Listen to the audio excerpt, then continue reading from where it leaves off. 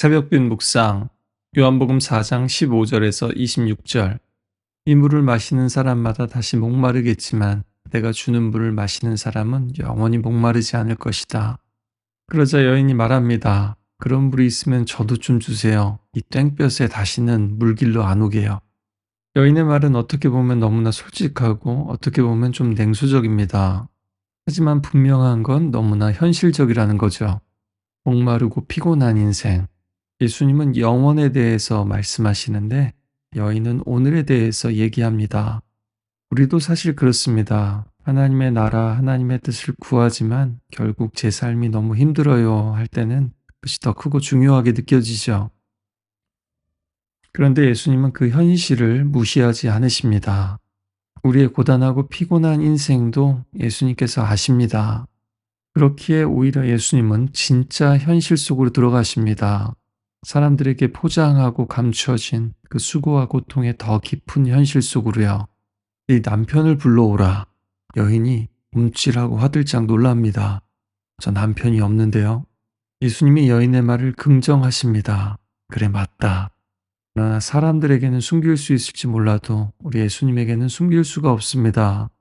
그래 맞다. 다섯이 있었고 지금 함께 사는 사람은 남편은 아니구나. 이 여인은 예수님이 보통 분이 아니라는 것을 알게 됩니다. 선지자시군요. 그러나 예수님이 비밀을 알고 있다고 과시하거나 망신을 주려고 하거나 아픈 데를 찌르려고 그러시는 건 아닙니다. 사람들이 쳐둔 쉴드, 그 방어막이 깨져야 예수님이 주시려는 생수가 흘러가기 때문입니다. 사람들이 깊이 감춰두고 아무에게도 보여주고 싶지 않은 바로 그곳. 괜찮은 척하지만 아무렇지도 않은 척하지만 괜찮지 않은 그곳이요. 가장 메마른 그곳, 나의 진짜 현실, 거기로 생수가 스며들어야 합니다. 또 많은 사람들이 성경을 읽으면서 이 여인의 과거를 너무나 쉽게 단정하기도 합니다. 남성 편력이 있거나 문란한 여성으로 말입니다. 하지만 고대 사회에서 여성의 삶은 남성들의 보호망 속에 크게 묶여 있었고 사별이나 이혼이나 경제 붕괴가 연속이 되면 재혼이 반복되는 경우가 있었습니다. 예수님은 이 여인의 그런 과거를 정죄하지 않으십니다. 이 여인의 현실을 목마름으로 채워져야 될 갈증으로 보십니다. 그래서 예수님은 대화로 파고 들어가시는 겁니다. 오늘 예수님과의 이 대화가 예배라고 했습니다. 그런데 이 대화 가운데 무엇이 느껴지십니까? 어색함, 긴장감, 의심, 무시, 탐색과 밀당, 냉소와 비꼬는 것, 오해와 불통, 관심과 흥미, 궁금증과 의외의 신선함, 꿰뚫어봄과 마음이 열림, 묻어두고 살던 무언가가 분출되고 둘 사이의 벽이 허물어지는 그런 감동과 기쁨이 느껴지지 않으십니까? 바로 이런 쉽지 않은 대화의 과정이 바로 예배입니다. 그리고 예수님과의 진정한 사귐입니다.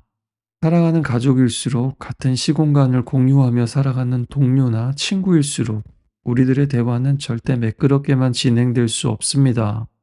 앞서 니고데모와 예수님의 대화는 오히려 매끄럽게 시작되는 것 같이 보였지만 결국 어떤 접점이나 감동은 찾기 어려웠습니다. 반면에 이 여인은 거칠고 방어적이고 약간 비꼬는 것 같기도 하고 갑자기 화제를 돌리기도 하지만 어쨌든 끝까지 대화를 합니다. 우리는 각자의 편견과 선입견, 선천적인 성격과 후천적인 기질에서 완전히 자유로울 수는 없을 겁니다. 그럼에도 불구하고 진짜 중요한 것은 이 여인처럼 예수님과 계속 말을 섞는 겁니다. 마찰이 없다면 열도 나지 않고 미끄러져 떨어지기 쉬운 것과 같은 원리입니다. 마치 마른 나뭇가지나 부싯돌을 손이 까지도록 비비고 마찰시키는 과정과도 비슷합니다. 불이 붙기까지 말입니다. 사람들과도 또 하나님과도 진정으로 깊은 관계 속으로 들어가기 위해서는 이런 까칠한 과정을 반드시 거쳐야만 합니다. 그것이 또한 사랑의 과정입니다.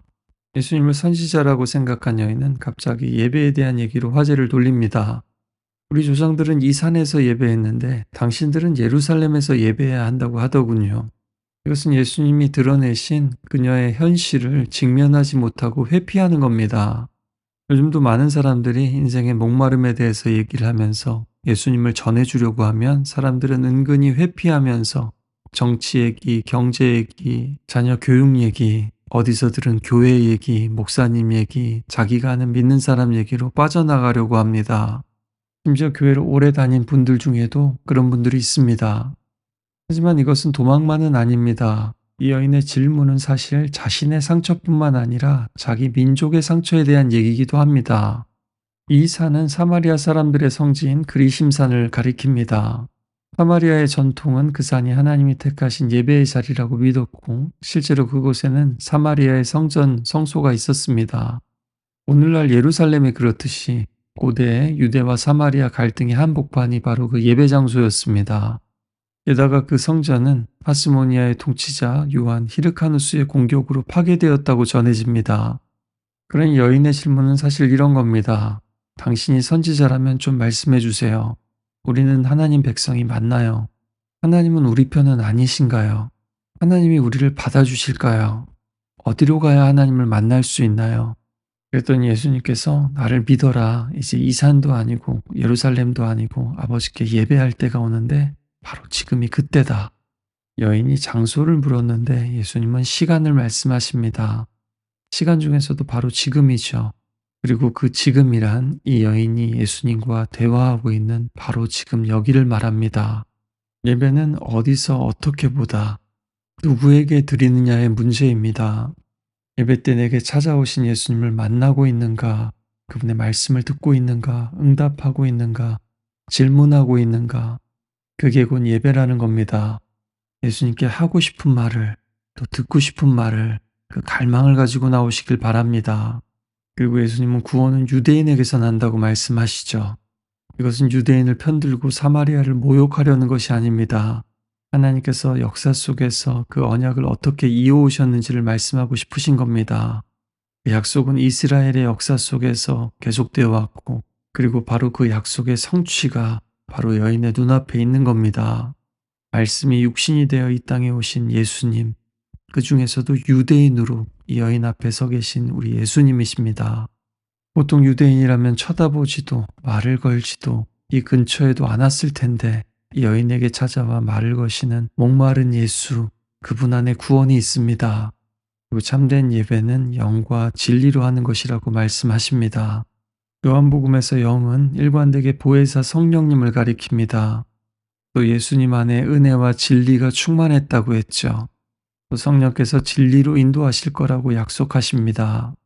영과 진리로 예배한다는 것은 분위기도 아니고 감정적으로 뜨거운 예배도 아닙니다. 혹은 진리를 따진다고 해서 이성적으로, 논리적으로, 신학적으로 부합하는 예배가 아니라 예수님의 말씀과 예수님의 영인 성령 안에서 변화가 일어난다는 겁니다. 그리고 더 놀라운 것은 아버지께서 이렇게 예배하는 자들을 찾으신다고 합니다. 우리가 예배하러 오는 줄 알았는데 사실은 하나님이 우리를 찾으러 오십니다. 그리심산에도 예루살렘에도 땡볕에 우물가에도 말입니다. 그리고 오늘 여러분의 삶의 자리에도요.